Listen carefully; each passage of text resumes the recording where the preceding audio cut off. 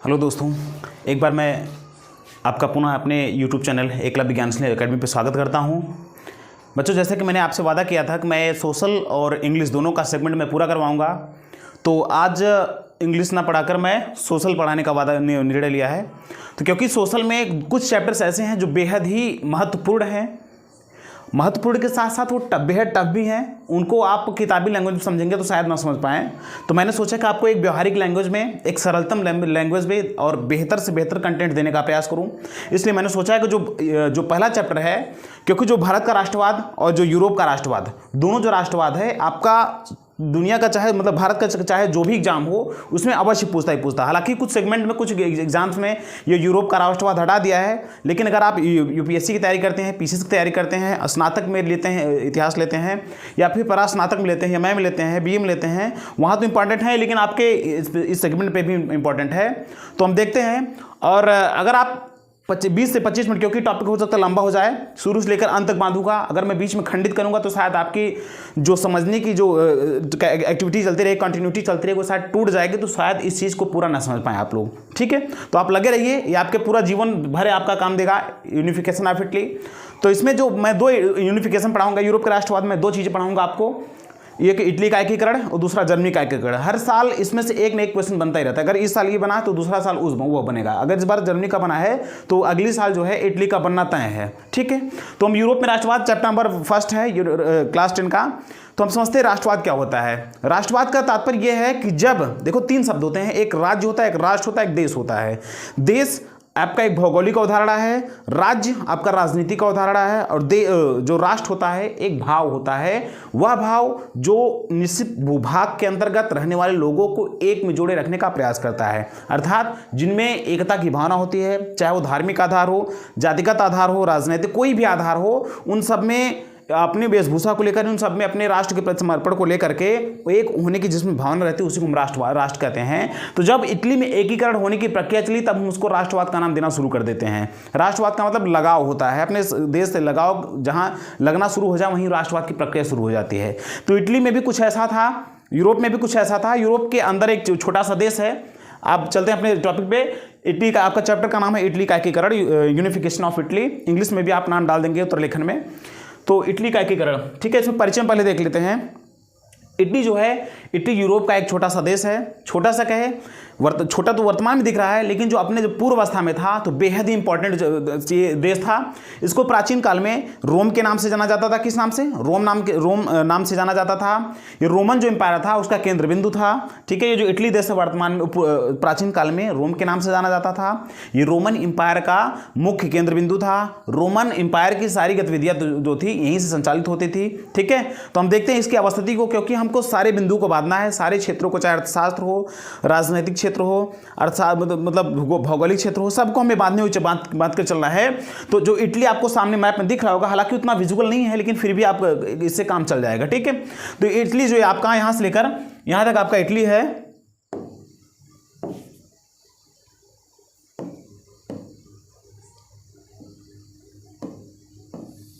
देखिए यहां से जो आपको येलो में दिख रहा है, ये सेक्टर लेकर के पूरा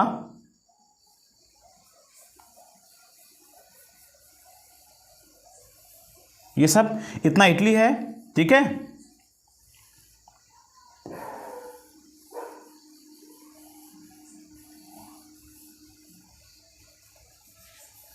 ये आपका पूरा इटली है।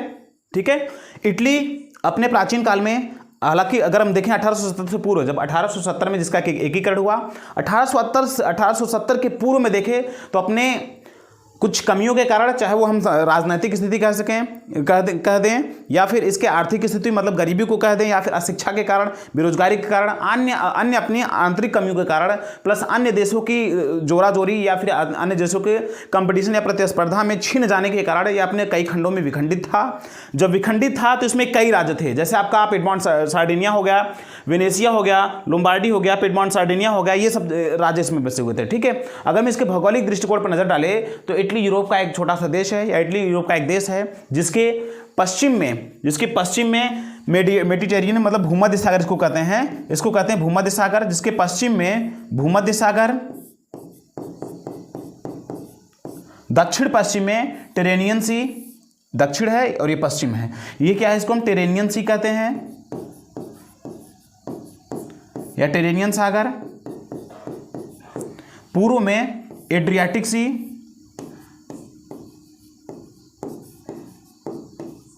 एड्रियाटिक सागर, और इधर दक्षिण और पूर्व में यहां पर आयोनियन सी है। क्या है, आयोनियन सी या आयोनियन सागर। तो हम लिखेंगे कैसे कि इटली यूरोप का एक छोटा सा देश है जो 1870 से पूर्व विखंडित अवस्था में था। उसकी अवस्थिति हम देखें तो यूरोप के सबसे दक्षिणी हिस्से में, जिसके पश्चिम में भूमध्य सागर, दक्षिण पश्चिम में टेरेनियन सागर, दक्षिण पूर्व में आयोनियन सागर तथा पूर्व में एड्रियाटिक सागर अवस्थित है। यह देश अपने अवस्थिति के कारण बेहद इंपॉर्टेंट स्थान पर था, क्योंकि जिस स्थान पर यह बसा हुआ है, मैं आपको विश्व मानचित्र में दिखाता हूं, जिस स्थान पर यह बसा हुआ है वहां से जो है, जो यूरोप के अन्य देश थे वहां से व्यापार करते थे। ठीक है, जैसे आप देखिए इसमें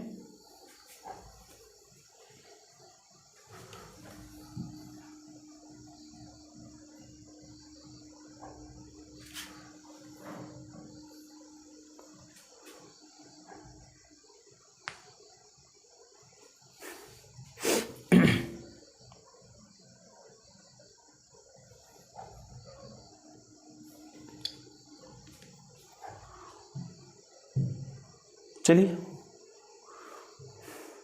देखिए, जो इटली आप लोग देख रहे हैं, इटली यहां पर है, देखिए ये इटली है। पूरा वैश्विक मानचित्र पे देखिए, ग्लोबल पे देखें तो इटली यही है। ठीक है, इटली ये है, इतना पूरा।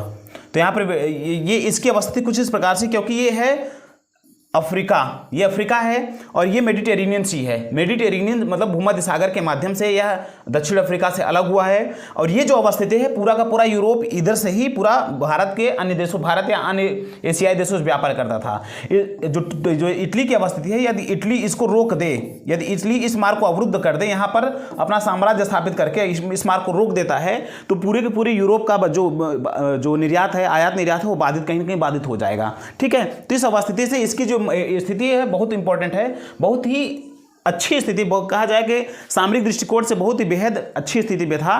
ठीक है, अब अपने पॉइंट पे आते हैं हम लोग। देखिए, अब देखिए इसमें दिया गया है इटली एक भूमध्य सागरीय देश है।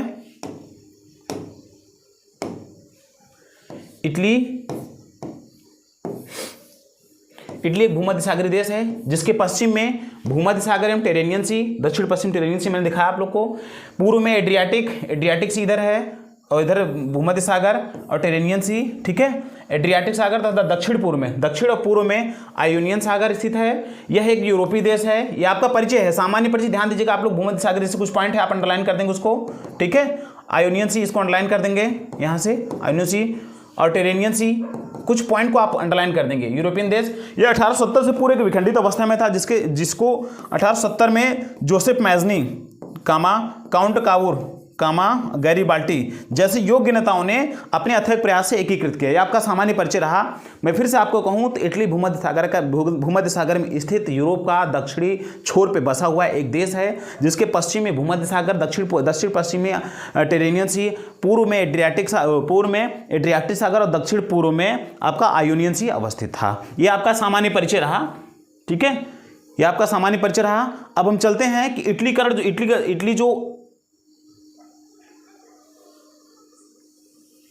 इटली जो एक विखंडित अवस्था में था, तो उसका ऐसी क्या क्या वजह रही, क्या क्या कारण रहे जिसकी वजह से उसका एकीकरण न हो पाया, या फिर कौन कौन से ऐसे कारण उत्तरदायी थे जिसकी वजह से इटली का एकीकरण हो ही नहीं पा रहा था। तो पहला कारण है कि इटली की जो अधिकांश जनता है, इटली की अधिकांश जनता अशिक्षित एवं गरीब, क्योंकि इटली उस समय प्रतिस्पर्धाओं के बीच में खींच रहा था। इधर से ऑस्ट्रिया खींच रहा था, तो ऊपर से प्रसा खींच रहा था, पूर्व से फ्रांस खींच रहा था। अन्य क्षेत्र मतलब कहा जाए, देखा जाए तो अन्य क्षेत्रों का एक युद्ध भूमि बन चुका था, अखाड़ा क्षेत्र बन चुका था। हर जो अगर पड़ोसी राज्य थे उसको छीनने का प्रयास करते थे, जिसकी वजह से वो वहाँ की स्थिति भी काफ़ी खराब थी। वहाँ पर अशिक्षित एवं गरीब जनता निवास करती थी। ठीक है, दूसरा पोप के अधिकार में कमी। देखिए इसमें कैसे आएगा पोप के अधिकार में कमी। इटली जो पोप था, पपल स्टेट, मैं आपको पूरा इटली का मैप बनाऊं,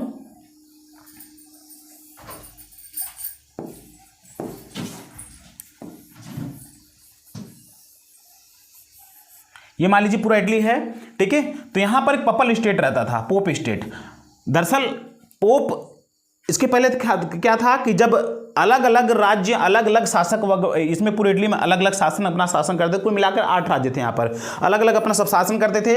अलग एक पोप का भी, पोप का मतलब एक धार्मिक वर्ग होता है, इसका भी एक अलग अधिकार था। वो चाहता था कि कोई भी राजनीतिक नेता हमारे कार्यों में हस्तक्षेप ना करे और हम अपना स्वयं अस्तित्व बनाए रखें, स्वयं का शासन चलाएं, स्वयं का अपना धर्म जो विस्तार करें, स्वयं के धर्म का विस्तार के लिए अभी कुछ अन्य उसके फूलन उसके पालन पोषण के लिए अन्य कुछ कार्य करें। वो चाहता था कि हम स्वतंत्र हैं। इसलिए वो चाहता था कि पूरी इटली का एकीकरण हो जाएगा तो कोई ना कोई शासक बैठ जाएगा ऊपर, जिसकी वजह से हमारे ऊपर दबाव पड़ने लगेगा। इसलिए वो पोप को, जो पोप है वो इटली का एकीकरण कभी होना नहीं चाहेगा, मतलब कभी चाहेगा, कभी भी नहीं चाहेगा कि इटली का पूरा एकीकरण हो। तीसरा पॉइंट है इंग्लैंड व फ्रांस। इंग्लैंड व फ्रांस, फ्रांस इसके समीप में है। इंग्लैंड और फ्रांस जैसी विरोधी शक्ति का होना। इसके जस्ट आप इधर देखेंगे तो यहां पर फ्रांस अवस्थित था, यहां पर फ्रांस था, ठीक है। यहां पर ये वाले साइड फ्रांस था। तो फ्रांस इसको चाहता था कि इसके कुछ क्षेत्र को हम ले लें, और जो इंग्लैंड है ये भी चाहता था कि ये कभी सशक्त देश ना बने, क्योंकि फ्रांस जो इसके करीबी देश है, ये इधर पूरा फ्रांस ही था अवस्थित था। तो फ्रांस भी चाहता था कि ये कभी एकीकृत ना हो। यदि एकीकृत हो जाएगा तो शायद हमारे मार्ग को अवरुद्ध कर, भूमध्य सागर से एशिया को जाने वाला जो मार्ग है वो हो सकता है अवरुद्ध कर दे। या फिर जो इंग्लैंड है वो भी, क्योंकि भारत के साथ उसका बराबर आयात निर्यात होता रहता था, भारत के साथ हमेशा वो आना जाना उसको रहता था, तो वो भी चाहता था कि भारत के साथ हमारा कहीं संबंध न टूट जाए। इसलिए इटली यदि एक हो जाएगा तो शायद मार्ग को अवरुद्ध कर दे। जिस मार्ग से हम लोग नीचे जा रहे हैं भारत की तरफ, हो सकता है उस मार्ग को अवरुद्ध कर दे। इसलिए वह फ्रांस और इंग्लैंड दोनों देश चाहते थे कि इसका कभी एकीकृत ना हो। तो चौथा पॉइंट बन गया लोम्बार्डी और वेनेशिया का ऑस्ट्रिया के अधीन होना। अब मैं बताऊं आप लोग को, तो यहां पर लोम्बार्डी है, ठीक है, यहां पर लोम्बार्डी है, यहां पर वेनेशिया, इसको हम वेनेशिया कहते हैं और इसको लोम्बार्डी।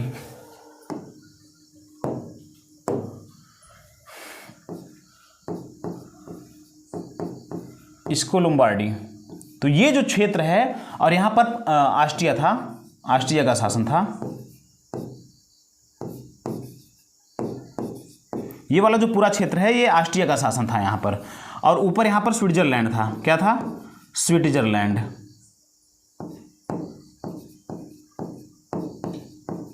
स्विट्जरलैंड यहां पर था। और इस तरफ क्या था? फ्रांस था। और यहां पर क्या था? हैप्सबर्ग वंश था। हैप्स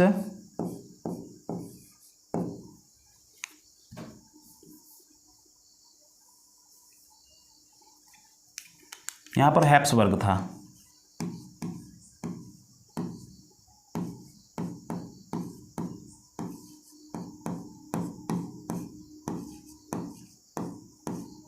यहां पर पूरा हैप्सबर्ग था। और ये वाला क्षेत्र है इसको हम पीडमॉन्ट सार्डिनिया कहते हैं। ये पीडमॉन्ट सार्डिनिया, यही वाला पीडमॉन्ट सार्डिनिया, सॉरी ये वाला नहीं, ये तो दूसरा है, पीडमॉन्ट सार्डिनिया। फिर यहाँ पर परमा था, मोडेना था, टस्कनी था, उसके बाद इधर रोम था, ठीक है। क्या था? परमा, मोडेना,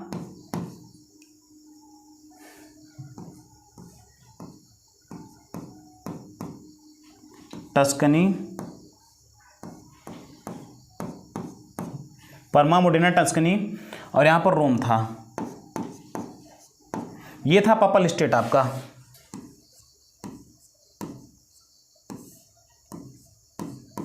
यहीं पर रोम मतलब पादरी वर्ग रहते थे।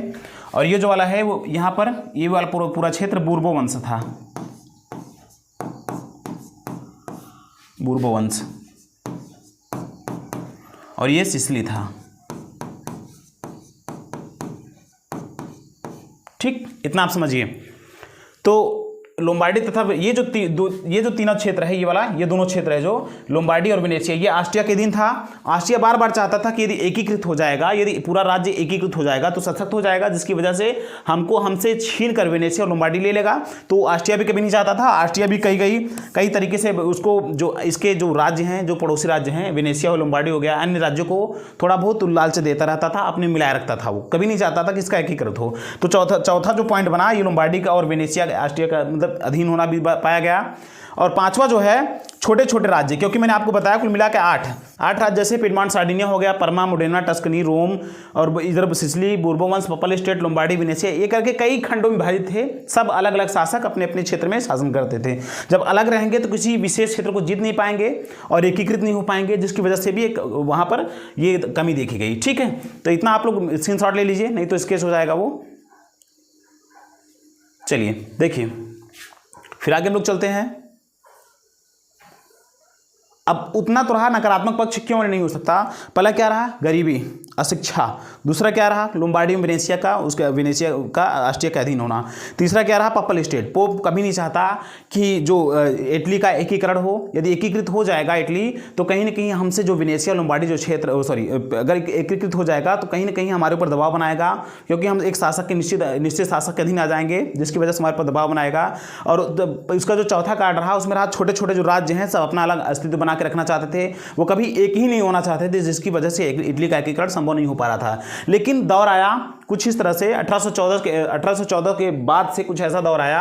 हालांकि माना जाता है कि नेपोलियन के आगमन से ही कुछ दौर ऐसा आया जिसकी वजह से इटली एकीकृत के प्रति प्रेरित हुआ। जितनी जनता थी सब एकीकृत के प्रति प्रेरित हुए।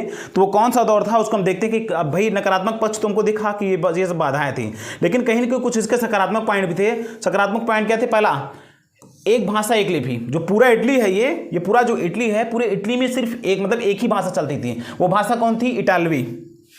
आपको बता रहे हैं हम, भाषा इटालवी चलती थी।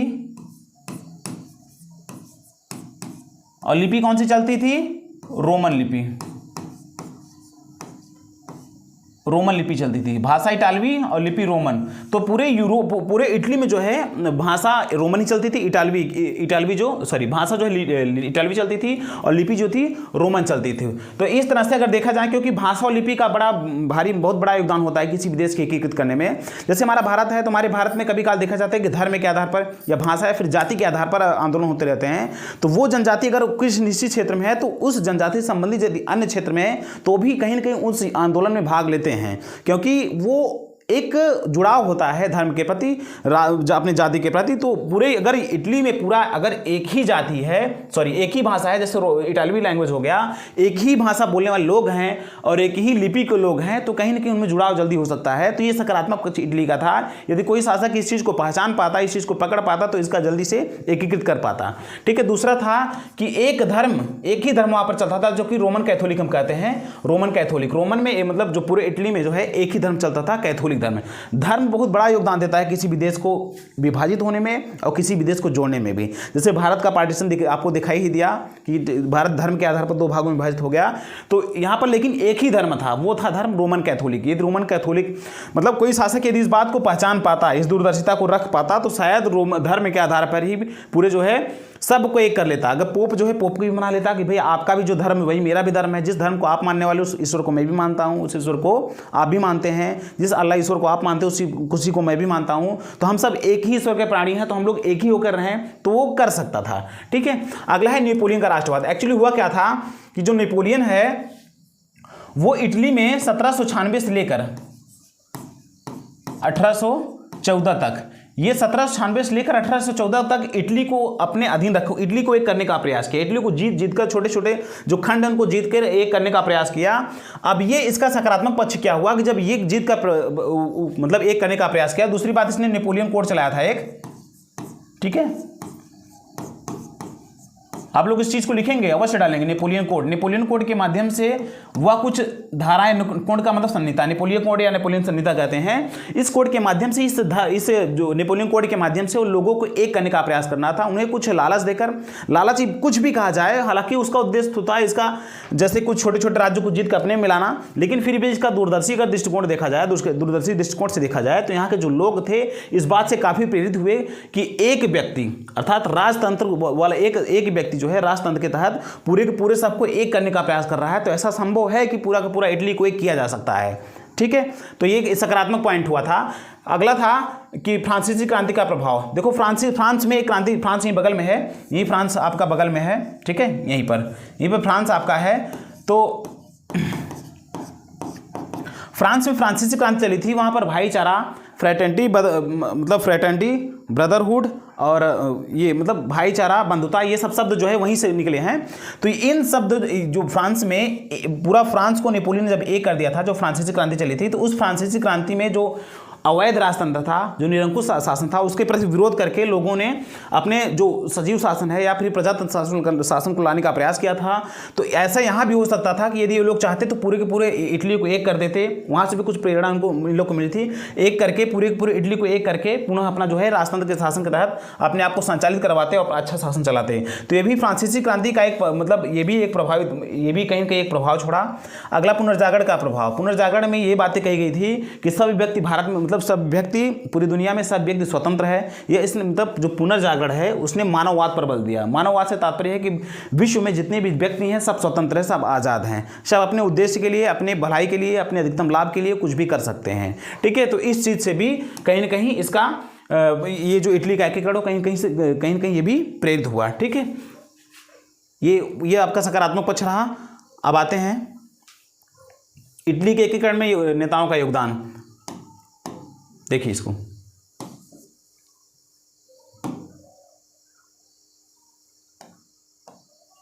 अगला पॉइंट है आपका इटली के एकीकरण में नेताओं का योगदान। देखिए इटली के एकीकरण में नेताओं का योगदान, तो आपको अगर हम बताएं तो इसमें मुख्यतः 3 नेताओं का नाम लिया जाता है।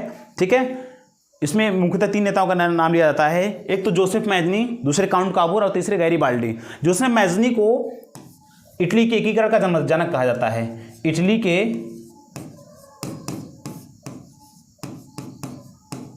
एकीकरण का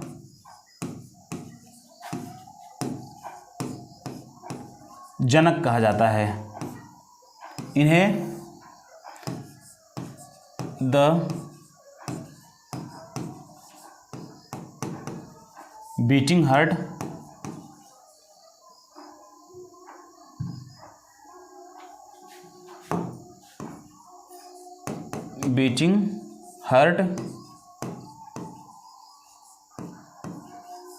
ऑफ इटली, इन्हें the beating heart of Italy भी कहा जाता है, या इटली का इन्हें दिल कहा जाता है।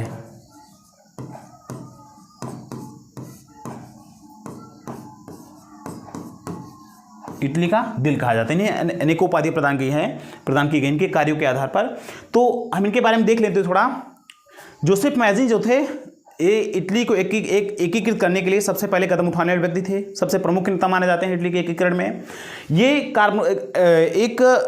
इटली में इनके आगमन के समय ही इटली को एक करने के दृष्टिकोण से ही एक गुप्तचर संस्था चल रही थी, मतलब गुप्त रूप से एक संस्था चल रही थी जिसको हम कार्बोनरी संस्था के नाम से जानते हैं। वो कार्बोनरी संस्था जब चल रही थी तो ये मतलब इन्होंने भी सोचा, जोसेफ मैजनी ने भी सोचा कि यदि हम भी कार्बोनरी संस्था में जुड़े तो शायद हम भी कुछ योगदान दे पाएँ इटली को करने में। तो जुड़े, कार्बोनरी संस्था से जुड़े और बाद में चलकर ये 1930 में इनको गिरफ्तार कर लिया गया। मैजनी जी को गिरफ्तार कर लिया गया। और जब 1930 में इनको गिरफ्तार कर लिया गया तो हालांकि इनकी गिरफ्तारी के बाद इनको कुछ दिन बाद छोड़ दिया गया, लगभग 6 से 8 महीने बाद इनको छोड़ भी दिया गया। तो 1931 में जब आज़ाद हो गए, 1931 में तो आज़ाद होने के बाद इन्होंने समझा, देखो इसका पहला पॉइंट आपका बन रहा है, जैसे आप बनाएंगे तो आप ऐसे पॉइंट में लिखेंगे जैसे, क्योंकि एग्जामिनर जो देखता है आपका पॉइंट देखेगा विशेष करके। तो पहले ये कार्बोनरी संस्था के सदस्य हुए अपने जीवन काल में, उसके बाद समाज में क्रांति लानी है तो ये युवा के महत्व को समझते थे, क्योंकि जो मैजनी थे वो भी एक युवा ही थे। वो युवाओं की शक्ति को पहचानते थे। वो जानते थे कि यदि इटली को एक करना है तो कहीं ना कहीं इटली के युवाओं का साथ लेना पड़ेगा। तो जब 1930 में कार्बोनोविच संस्था के सदस्यों के साथ साथ इन्हें भी गिरफ्तार कर लिया गया, तो आगे चलकर युवाओं के महत्व को देखते हुए 1931 में उन्होंने यंग इटली की स्थापना की थी। किसकी? Young Italy. 1831 में उन्होंने 1831 में उन्होंने यंग इटली की स्थापना की थी। यंग इटली का मतलब इसमें कुछ युवा रहेंगे, युवा के सहयोग से ही इटली को एक करने का प्रयास किया जाएगा। ये 3 पॉइंट है। फिर आगे चल के इसी संस्था के समकक्ष एक संस्था और स्थापित उन्होंने कर दी, इसको एक्शन पार्टी कहते हैं। कुछ लोग कहते हैं, कुछ किताबों में लिखा रहता है कि संस्था से खफा होकर उन्होंने इस संस्था की स्थापना की, लेकिन आपको नहीं लिखना है। आपको सिर्फ इतना बताना है कि बाद में इसके समकक्ष ही एक एक्शन पार्टी की भी स्थापना कर दी। फिर आगे चल के बताया जाता है कि जो इटली का जो एकीकरण था, इनका सपना था, जोसेफ मैजिन जी का सपना था, जो इटली के हृदय कहा जाते हैं, इटली के दिल कहे जाते हैं, इनका सपना था कि भारत जो इटली है उसको कहीं न कहीं गणतंत्रवादी विचारधारा के माध्यम से जोड़ा जाए। अर्थात इटली को यदि एक किया जाए तो उस एक करने की प्रक्रिया में और जो आज़ाद हो जाए तो उसके मतलब एक हो जाए, उसके बाद जो है यहाँ पर कहीं न कहीं प्रजातंत्र हमको चलाना है। अर्थात ये एक आदर्शवादी विचारधारा के व्यक्ति थे। वो चाहते थे कि पूरी इटली को गणतंत्रवादी विचारधारा के माध्यम से जोड़ा जाए, और जब एक हो जाए तो भी यहाँ पर कहीं न कहीं गणतंत्रवादी या प्रजातंत्र का शासन चलाया जाए, सब अपना लोकतंत्र रहेगा। ठीक है, तो इस तरह से जोसेफ मैजिन जी का योगदान रहा। हो सकता है एक में सबका पूछे कि सभी नेताओं का योगदान बताएं, या फिर हो सकता है कि सिर्फ इतना पूछे कि इटली के एकीकरण में जोसेफ मैजिन जी की क्या भूमिका रही। तो आपको इतना सब पॉइंट बताना होगा। ठीक है, फिर आगे चलते हैं, आप स्क्रीनशॉट ले सकते हैं। दूसरा देखिए, आगे है काउंट कावूर। देखिए काउंट कावूर को ये राजनीतिक व्यक्ति थे। एक क्या थे? ये राजनीतिक निपुण व्यक्ति थे। राजनीतिक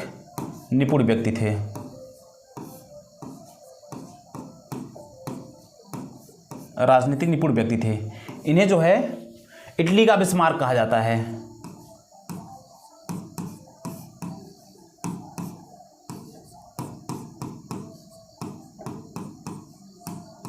इटली का बिस्मार्क कहा जाता है। इतना पॉइंट आप रखेंगे, इटली का बिस्मार्क ने कहा जाता है।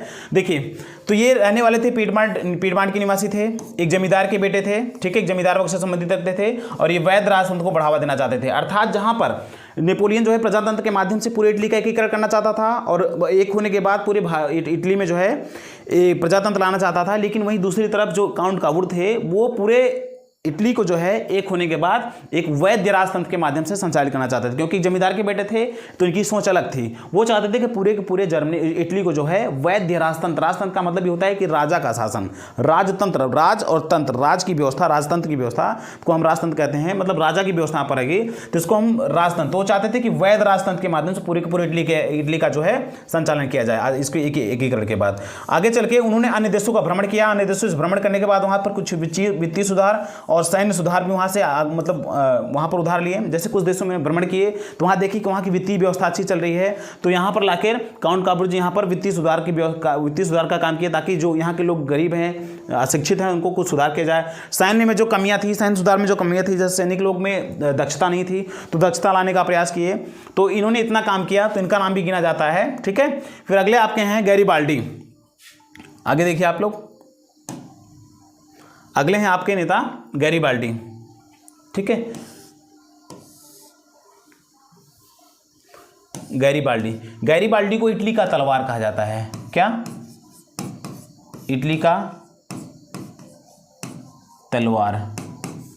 गैरीबाल्डी को इटली का तलवार कहा जाता है। ठीक है, इन्होंने, इसमें नहीं दिया गया है, इन्होंने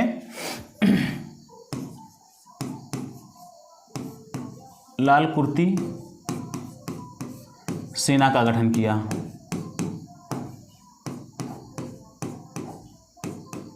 इन्होंने लाल कुर्ती सेना का गठन किया। लगभग 1000 इनके पास लाल कुर्ती मतलब लाल वस्त्र पहने हुए थे। वो सेनाएं बड़े दक्ष थी, 1000 थी। उसी के आधार पर इन्होंने बोर्बो वंश का तहस नहस कर दिया और बोर्बो वंश के लोगों को हटा करके अपने उसको जो है पूरे क्षेत्र को इटली में ला लिया था। ठीक है, हम आगे देखेंगे उसको। यंग इटली के ये सदस्य थे या और एक्शन पार्टी के भी सदस्य थे बाद में, और अशिक्षित थे। ये अशिक्षित थे लेकिन कूटनीतिक सक्षम थे। ठीक है, तो इनके पास ताकत ज़्यादा थी, इसलिए इनको इटली का तलवार कहा जाता है। इनके पास सेना थी जिसका नाम था लाल कुर्ती सेना, मतलब लाल कुर्ती कहा जाता था उन सेना को, ठीक है। तो इतना इनके बारे में है। अब आगे देखते हैं जो बेहद इंपॉर्टेंट इस चीज़ का है, इटली का एकीकरण चरणों में। अब यहाँ से आपका बेहद इंपॉर्टेंट बन जाता है, यहाँ से आपको थोड़ा और ध्यान लगाना होगा, ठीक है। इटली का एकीकरण चरणों में देखिए, यहीं से आप लोग को थोड़ा एक्स्ट्रा माइंड लगाना पड़ेगा, ठीक है। हालांकि मैं उतना डीप खुद नहीं जाने का प्रयास कर रहा हूँ कि आपकी मानसिक क्षमताओं का उल्लंघन हो, ठीक है। मैं हल्के में ही चल रहा हूँ। इटली का एकीकरण चरणों में, तो यहाँ पर इटली को एक करने में लगभग इटली को लगभग एक करने में लगभग 5 चरण चलाए गए थे। लगभग क्या, पूरा 5 ही चरण चलाया गया था। उस 5 चरणों में कई कूटनीतिक दांवपेच लगाने पड़े और कौन कौन से नेताओं की भूमिका थी, किन किन चरणों का लोग किन किन कूटनीतियों का सहारा लिए, उसको हम देखते हैं। इसमें जो प्रथम चरण है, जो पहला चरण है, पहले चरण में हुआ क्या था आपको थोड़ा बताते हैं कि 1814 से लेकर और 1848 के मध्य यूरोपीय क्रांति चली। यूरोपीय क्रांति का मतलब है कि यूरोप में बदलाव की क्रांति, यूरोप में बदलाव की क्रांति चली थी, ठीक है। यूरोप में बदलाव की क्रांति चली थी। उसी वक्त एक शासक थे चार्ल्स एल्बर्ट।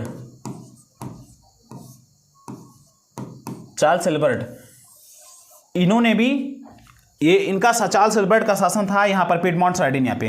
ये जो क्षेत्र है पिडमॉन्ट, इस क्षेत्र पे इनका शासन था। ये जैसे मैंने आपको बताया कि 8 भाग थे पूरे, तो इन 8 भागों के एक भाग जो पिडमॉन्ट सार्डिनिया के नाम से जाना जाता है, उस क्षेत्र पर चार्ल्स एल्बर्ट का शासन था। और मैंने आपको पहले में बताया कि जो वेनेशिया वाला क्षेत्र है, जो लोम्बार्डी, ये लोम्बार्डी है, ये वेनेशिया है। तो जो ये आपको दिख रहा होगा कि ऑस्ट्रिया यहाँ पर लिखा है, ऑस्ट्रियन एम्पायर, ठीक है। ऑस्ट्रियन एम्पायर मतलब ऑस्ट्रियन साम्राज्य। ये वेनेशिया और इटली, लोम्बार्डी जो है इनके क्षेत्र में था। तो जो चार्ल्स एल्बर्ट हैं, चार्ल्स एल्बर्ट यहाँ के शासक, पिडमॉन्ट सार्डिनिया के शासक थे। वो अपने कूटनीतिक माध्यम से इनको एक करने, मतलब इनसे छीनने का प्रयास किया, ऑस्ट्रियन से मतलब ऑस्ट्रिया से अपने वेनेशिया और लोम्बार्डी क्षेत्र को छीनने का प्रयास किए। लेकिन उस छीनने के क्रम में इनका जो है गद्दी स्वतः छिन गया, क्योंकि ये इनकी जो जनता थी इन्हें नापसंद करने लगी। छीनना तो चाहते थे लेकिन छीन नहीं पाए, असफल प्रयास इन्होंने किया। लेकिन ये मतलब जो इनकी जो जनता थी इनसे नाखुश हो गई। बाद में इन्होंने स्वयं गद्दी त्याग दी। जब गद्दी त्याग दी तो इनके एक बेटे थे इमैनुअल सेकेंड, ठीक है। क्या नाम था? Emmanuel second.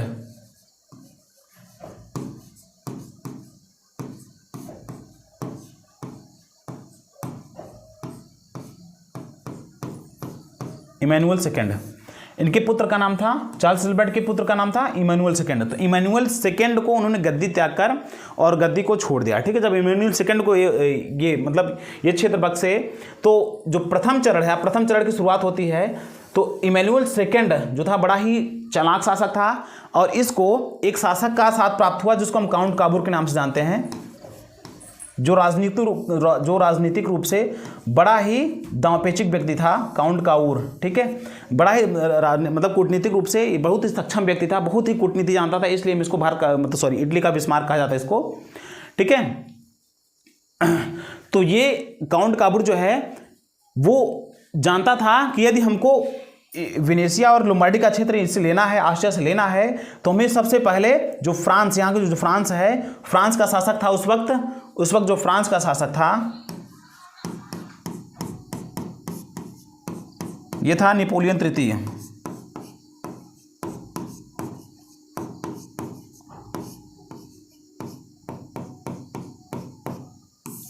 फ्रांस का शासक नेपोलियन तृतीय उस वक्त था। तो इन्होंने जो काउंट काबूर और इमैनुअल सेकेंड दोनों फ्रांस के शासक जो नेपोलियन तृतीय था इसके पास गए और इससे निवेदन करने लगे, यदि आप हमें सहयोग प्रदान करें तो हम ऑस्ट्रिया से शायद वेनेशिया और ये जो क्षेत्र है लोम्बार्डी जीत लें। तो फ्रांस के जो शासक थे नेपोलियन तृतीय ने कहा हमको क्या मिलेगा, ठीक है, इसके बदले में आप हमको क्या देंगे। तो दोनों के मध्य में एक संधि हुई जिसको हम प्लम्बियर्स की, ध्यान देना आप लोग यहाँ पर, इसको हम प्लम्बियर्स की संधि कहते हैं। मैंने लिखा भी है, फ्रांस के साथ हुआ था। तो प्लम्बियर्स की संधि हुई। प्लम्बियर्स की संधि के तहत, ठीक है, प्लम्बियर्स की संधि के तहत जो यहाँ के शासक थे इमैनुअल सेकेंड ने अपनी पुत्री का विवाह नेपोलियन सेकेंड के एक चचेरे भाई थे, नेपोलियन थर्ड के चचेरे भाई थे, चचेरे भाई से अपने शादी कर दी। पर इसमें क्या प्रावधान हुआ, इसमें आप लोग लिखेंगे ऐसे, प्लम्बियर्स संधि में पहला जो नेपोलियन से थर्ड है, जो काउंट इमैनुअल सेकेंड है, इमैनुअल सेकंड है ने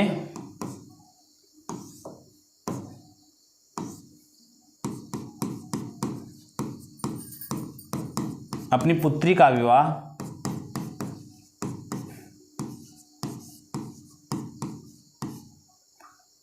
नेपोलियन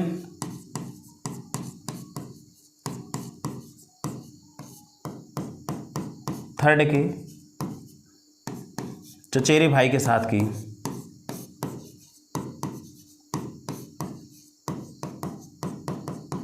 चचेरे भाई के साथ। इसमें ऐसा जो प्लम्बियर्स की संधि इसमें पहला प्रावधान उन्होंने किया ताकि संबंध बना रहे। इसने पहला प्रावधान ये किया कि इमैनुअल सेकंड ने अपनी पुत्री का विवाह नेपोलियन थर्ड के चचेरे भाई के साथ की। दूसरा संधि में दूसरा प्रावधान ये रहा कि यहाँ पर एक सेवाय क्षेत्र है।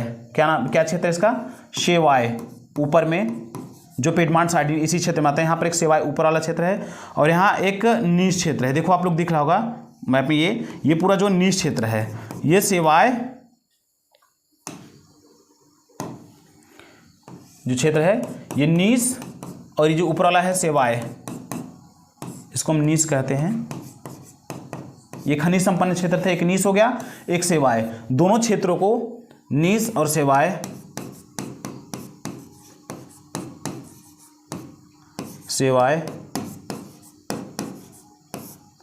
फ्रांस को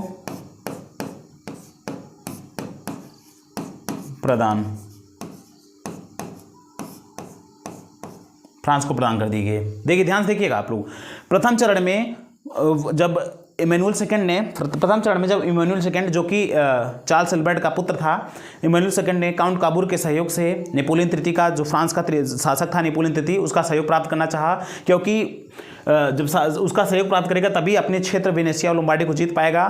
तो उसका सहयोग प्राप्त करने के लिए दोनों में एक संधि हुई, प्लम्बियर्स की संधि, जिसका नाम जानते हैं। प्लम्बियर्स संधि में के तहत उसने अपनी पुत्री का विवाह नेपोलियन थर्ड के चचेरे भाई, पहला मैंने दिखा है, चचेरे भाई के साथ कर दिया। दूसरा प्रावधान ये रहा कि जो फ्रांस का जो पिडमांट सार्डिनिया मतलब जो इमैनुअल सेकंड है, वो उसने इसको अपनी तरफ खींचने के लिए नीस और सेवाय का क्षेत्र भी इनको प्रदान कर दिया, जो कि खनिज संपन्न क्षेत्र था। अब इसने क्या किया? तीसरा, अब उसने अगर इसको इतना दिया तो फ्रांस ने क्या वादा करेगा वो भी, क्योंकि फ्रांस का भी कुछ हक बनता है। तो फ्रांस ने क्या कहा? फ्रांस ने कहा, अब फ्रांस क्या देगा? फ्रांस ने 2 लाख सेना देने का वादा।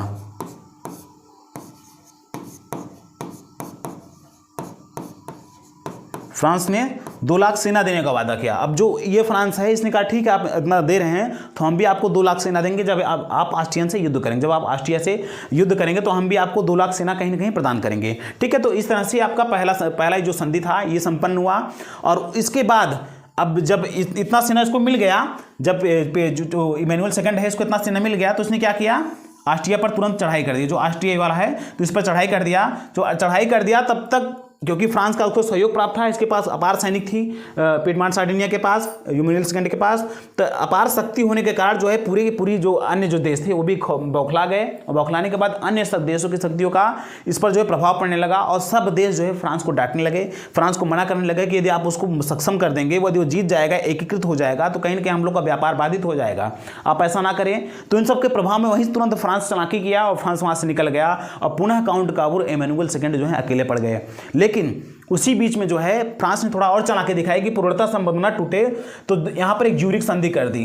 ज्यूरिख संधि के तहत उसने जो ऑस्ट्रिया से यहाँ 2 क्षेत्र है, एक वेनेशिया एक लोम्बार्डी है, तो ऑस्ट्रिया से लोम्बार्डी क्षेत्र इनको वापस दिलवा दिया। जो लोम्बार्डी क्षेत्र है इनको पिडमांट सार्डिनिया को वापस दिलवा दिया, लेकिन वेनेशिया नहीं दे पाया। तो पहले चरण में आप कहेंगे कि जो पहला चरण है इसमें इनको वेनेशिया प्राप्त हो गया। क्या प्राप्त हो गया? वेनेशिया। इतने जद्दोजहद के बाद इनको वेनेशिया का जो है क्षेत्र प्राप्त हो गया। समझ में आ गया होगा? ठीक है, इतने जद्दोजहद के बाद इनको जो पहला जो चरण संपन्न हुआ और वेनेशिया इनको प्राप्त हो गया। ये वाला इनको जो है लोम्बार्डी प्राप्त हुआ था, इनको जो है लोम्बार्डी प्राप्त हो गया। अब बचा ये इधर वाला क्षेत्र। तो पहले चरण में लोम्बार्डी कंप्लीट हुआ, फिर दूसरा चरण आया है, इतना आप कर ले, फिर हम इरेज कर रहे हैं। ठीक है, इतना आप स्क्रीनशॉट मार लें। दूसरा चरण देखिए, अब दूसरा चरण देखिए। दूसरे चरण में जो काउंट काबूर था वो दूसरा चरण यहाँ पर चलेगा। ठीक है, आपको थोड़ा मैप मुझे दिखाना है।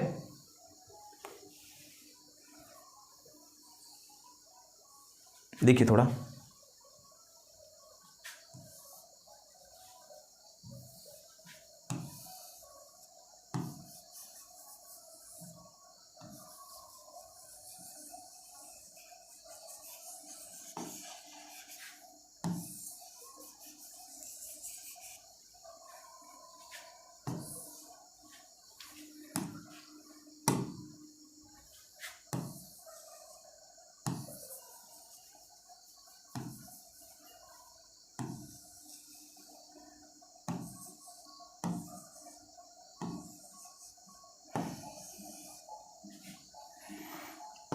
ये आपका सिसिली है,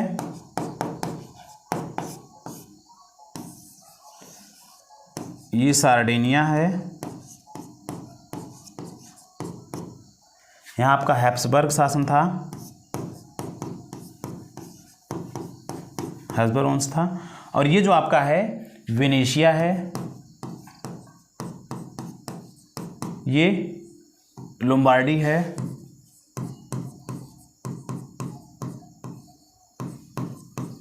और ये आपका है पिएडमॉन्ट, ठीक है, पिएडमॉन्ट सार्डिनिया। और ये आपका परमा,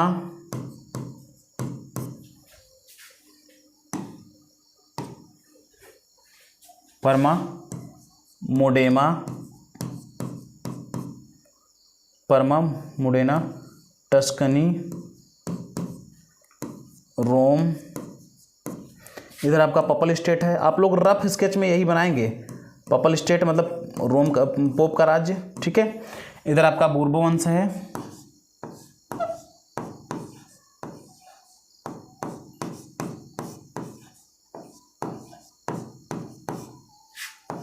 ठीक है। और ये आपका सिसिली है। देखिए इधर आपका ऑस्ट्रिया है,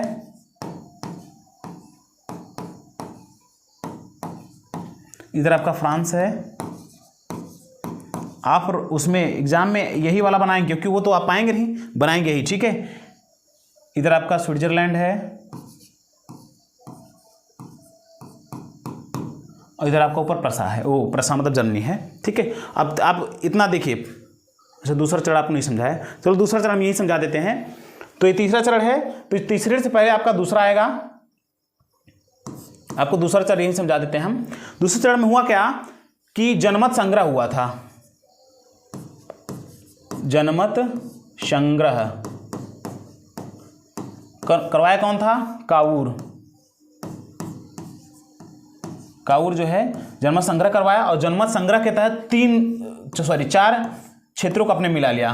जब यहाँ का जो काउंट काउर यहीं रहने वाला था, तो इसने क्या किया, परमा, मोडेना और टस्कनी और रोम, इन चारों क्षेत्रों को जनमत संग्रह के माध्यम से इटली मिला लिया। परमा, मोडेना, टस्कनी व रोम, इन चारों क्षेत्रों को अपने मिला लिया, ठीक है। आप मैप बनाएंगे, ऐसे बनाएंगे और ऐसे आपको लिखना है, इन क्षेत्रों को अपने मिला लिया।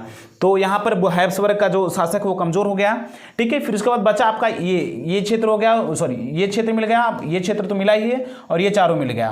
तो बचा आपका वेनेशिया, पपल स्टेट, और उसके बाद बूर्बो वंश, सिसिली, ठीक है। इतना बचा है। अब तीसरा चरण आता है।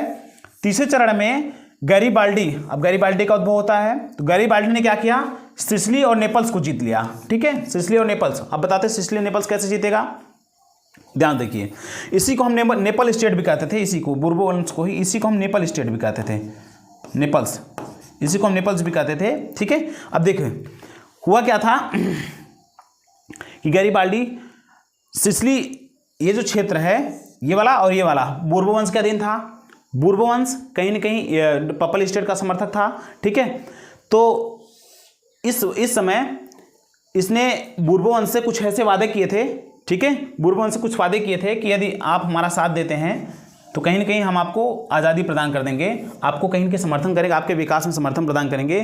तो तीसरा जो चरण है, गैरीबाल्डी ने क्या किया था, बूर्बो वंश को और नेपल्स को जीत लिया। जब ये जीत रहा था सिसिली और बोरबोन्स को जब जीत लिया था गैरिबाल्डी, तो उस वक्त जो इसके पहले काउंट काबूर जो था, काउंट काबूर आपको मैंने बताया कि वो वैध राष्ट्र का समर्थक था और जो गैरिबाल्डी था वो प्रजातंत्र का समर्थक था। तो उसने सोचा कि यदि पूरे के पूरे यही स्टेट को जीत लेगा तो कहीं ना कहीं पूरे राज्य में जो है प्रजातंत्र फैला देगा। तो ऊपर से आकर पिडमॉन्ट सार्डिनिया से काउंट काबूर आकर पुनः जो पपल स्टेट है पपल स्टेट को जीत लिया और नीचे बोरबोन्स के कुछ क्षेत्रों को भी जीत लिया। लेकिन जब जीत ही रहा था तो गैरिबाल्डी ने क्या किया, कहा कि आप ठीक है हम भी मिला रहे हैं, आप भी मिलाइए, हम ऐसा करते हैं हम हट जाते हैं पीछे, आप ही मिलाइए। तो इनको पूरा का पूरा हाथ पूरा ये जो जीता हुआ प्रदेश था इन्हीं को दे दिया। तो इस तरह से पपल स्टेट भी मिल गया, बोरबोन्स भी मिल गया और सिसिली भी, ये तीनों क्षेत्र है इटली मिल गए। अब बचा कौन है, जो बचा है आपका वेनेशिया बचा है और ये रोम का कुछ क्षेत्र बचा हुआ है। रोम और पपल स्टेट का थोड़ा सा राज्य बच गया था, क्षेत्र बच गया था। तो चौथा पांचवें चरण में इसका जीत इसकी मतलब इसको जीता जाएगा। अगला चरण है चौथा चरण। चौथे चरण में क्या हुआ था, वेनेशिया को जीता गया था। ठीक है, 1866 में, एक्चुअली 1866 में फ्रांस और प्रसा के मध्य सिडेवा का युद्ध, फ्रांस और ऑस्ट्रिया के मध्य, ऑस्ट्रिया और प्रसा के मध्य जो है सिडेवा का युद्ध हुआ। ऑस्ट्रिया कहाँ पर है, यहाँ पर है, और प्रसा कहाँ पर है, इसके ऊपर मैंने आपको बताया। ऑस्ट्रिया और प्रसा का युद्ध हुआ। ठीक है, 1867 में सिडेवा का युद्ध हुआ, एक सिडेवा का युद्ध जो प्रसा और ऑस्ट्रिया के मध्य हुआ। एक्चुअली हुआ क्या था कि जो यहाँ का जो गैरिबाल्डी था, काउंट काबूर था, वो बड़ा ही सक्षम व्यक्ति था। ठीक है, गैरिबाल्डी जो था बहुत ही सक्षम व्यक्ति था। एक मिनट, जो काउंट काबूर था बड़ा ही सक्षम व्यक्ति था। वो प्रसा का एक शासक था जिसे हम ऑटोमन बिस्मार्क कहते हैं, ऑटोमन बिस्मार्क कहते हैं।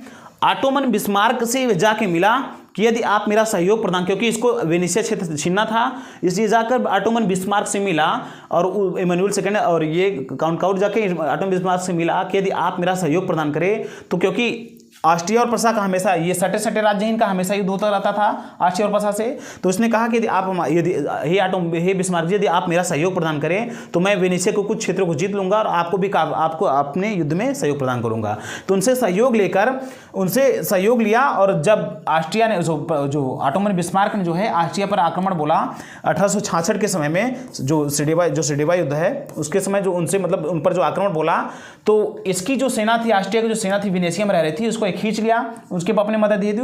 तो इसने उसके बाद क्या किया है, जो इमैनुअल सेकंड है इसने तुरंत इस पर चढ़ाई कर दी वेनेशिया पर और वेनेशिया क्षेत्र को अपने क्षेत्र में मिला लिया। इस तरह से चतुर्थ चरण में वेनेशिया का भी कब्जा हो गया। वेनेशिया को भी 1866 में इसने जीत के अपने क्षेत्र में मिला लिया। अंतिम चरण जो बचता है उसको पंचम चरण रोम मिला, जो थोड़ा सा बचा हुआ था रोम। ये देखिए इतना, देखिए 1870 में क्या हुआ था, आखिरी चरण है। 1870 में सेडान का एक युद्ध हुआ। सेडान का युद्ध जो हुआ था वो प्रसा और फ्रांस के मध्य हुआ था, प्रसा और फ्रांस के मध्य। तो जब प्रसा और फ्रांस के मध्य, जो फ्रांस यहाँ पर है, फ्रांस यहाँ है, फ्रांस और प्रसा के मध्य युद्ध हुआ तो फ्रांस को अतिरिक्त सेना की आवश्यकता पड़ी, क्योंकि प्रसा बड़ा सक्षम देश था। तो फ्रांस का जब प्रसा से युद्ध हुआ तो फ्रांस ने रोम में, क्योंकि रोम भी इसके क्षेत्र था कुछ, और पपल स्टेट, ये दोनों इसके ही क्षेत्र थे कुछ मिलते जुलते। तो क्योंकि फ्रांस ने अपनी सेना यहाँ पर रखी थी, तो पपल स्टेट और रोम में जो इसने अपनी सेनाएं रखी थी, तो अपनी सेनाओं को तुरंत बुला लिया कि प्रसा से युद्ध हुआ है। उसने जब अपनी सेनाओं को वहाँ पर बुला लिया प्रसा से युद्ध करने के लिए, तो क्या हुआ, ये वाला पूरा का पूरा क्षेत्र खाली हो गया। तो इमैनुअल सेकंड ने क्या किया, इन क्षेत्रों को भी कब्जा कर लिया। तो इस तरह से पांचवें चरण में सेडान के युद्ध जब हुआ, तो सेडान के युद्ध में मौका पाकर इमैनुअल सेकंड ने क्या किया था, रोम और जो पपल स्टेट के कुछ क्षेत्र बचे हुए थे उनको अपने क्षेत्रों में मिला लिया। इस तरह से पूरे के पूरे इटली का एकीकरण संपन्न हुआ और यही पूरा का पूरा इटली का एकीकरण था। तो जहां पर मैप है वहां पर आप लोग मैप डालेंगे। आपको ऐसे स्केच बनाने हैं, यही वाला आपको मैंने उस समझने के लिए वाला मैप दिया, ठीक है, प्रिंटेड मैप जो मैप दिया था। लेकिन लिखने के लिए आपको वहाँ पर बनाने के लिए आप वो तो बना नहीं पाएंगे, यही बना पाएंगे। तो आप लोग इसी मैप का सहारा लीजिएगा, ठीक है। तो इस तरह से पूरे के पूरे इटली का एकीकरण हुआ। मैं आशा करता हूँ कि आप लोग समझ गए होंगे। नहीं समझ पाएंगे आप दूसरे मतलब इसको बैक करके देख लीजिएगा।